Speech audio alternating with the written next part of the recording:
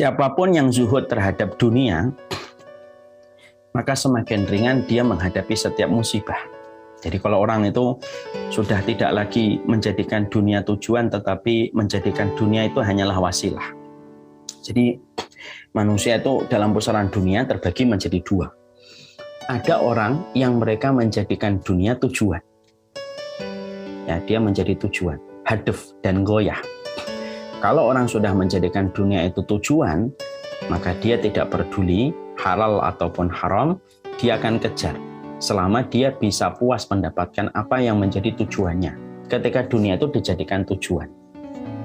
Orang yang telah menjadikan dunia itu tujuan, maka Allah itu akan pecah belah semua urusannya.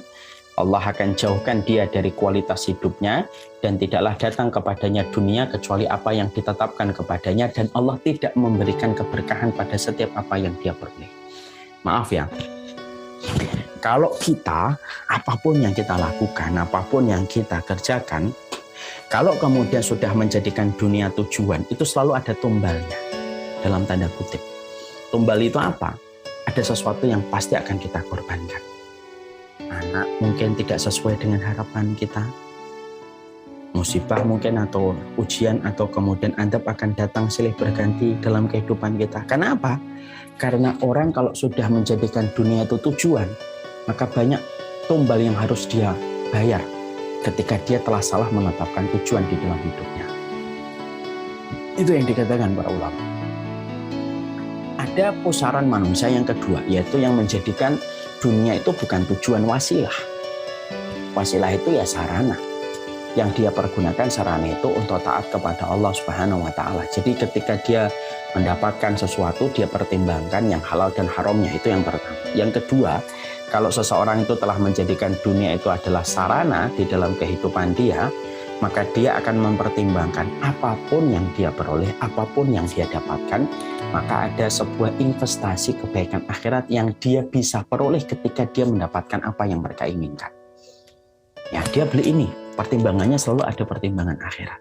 Oh, supaya nanti bisa memuliakan tamu. Itu berarti orang yang menjadikan dunia menjadi sarana, bukan menjadi tujuan. Saya ingin beli mobil ini yang lebih besar. Kenapa kok beli mobil yang lebih besar? Oh, supaya nanti kalau ada orang yang butuh mobil saya, pergi kemana-mana, dia bisa menggunakan mobil saya. Itu orang yang menjadikan dunia itu sarana, bukan tujuan. Ya, dia bukan tujuan. Sehingga apapun yang kemudian dia peroleh, apapun yang kemudian dia dapatkan, apapun yang dia peroleh, maka selalu tersaring dari yang halal, terlalu tersaring dari yang haram, sehingga dia hanya menjemput yang halal. Dan yang kedua, selalu ada investasi kebaikan akhirat dari setiap apapun yang dia peroleh. Beli rumah, kemudian beli mobil, beli apapun hidupnya, selalu tidak pernah melupakan apa yang dia bisa berikan kepada jalan Allah seiring dia mendapatkan apa yang dia dapatkan pada urusan dunianya.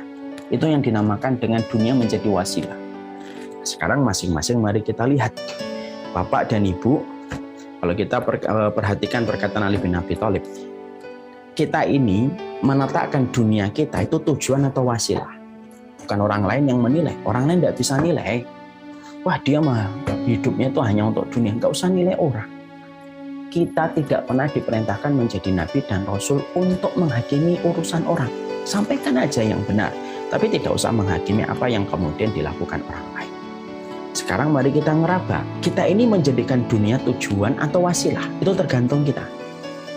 Kalau kemudian dia menjadikan dunia itu wasilah, berarti kemudian dia termasuk orang yang memiliki perilaku zuhud. Kata Ali bin Abi Thalib, dia beli apapun itu selalu ada pertimbangan agamanya. Selalu ada pertimbangan agamanya. Oh, ini pertimbangan agama saya ini. Kenapa saya kemudian membeli ini? Karena ada ini untuk kemudian kemaslahatan ini. Selalu ada pertimbangan agamanya. Ya. Kenapa kemudian beli tanah ini? Oh ya, tanah ini kemudian dekat masjid. Selalu ada pertimbangan akhiratnya yang selalu dia jadikan untuk ketika dia mengelola dunia dia. Beda dengan orang ketika mereka telah menempatkan dunia tujuan, yang dipikirkan adalah apapun yang dia dapatkan tidak ada kaitannya dengan urusan akhiratnya dan tidak ada urusan pada agamanya. Maka itulah yang kemudian dikatakan Ali bin Abi Thalib. Kalau orang sudah semacam itu, kata Ali bin Abi Thalib, maka sesungguhnya dia akan ringan menghadapi musibah. Kalaupun dia akan kehilangan apapun dia di dalam hidupnya, kalaupun dia akan kehilangan atau mendapatkan musibah pada kehidupannya, maka sesungguhnya dia akan ringan menghadapi musibah. Kenapa? Hati kalau sudah tidak ramai dengan lalu lintas dunia, maka sesungguhnya hati adalah yang paling ringan menghadapi musibah. Kalau memang di dalam hatinya tidak ada lalu lintas yang sibuk pada urusan dunia.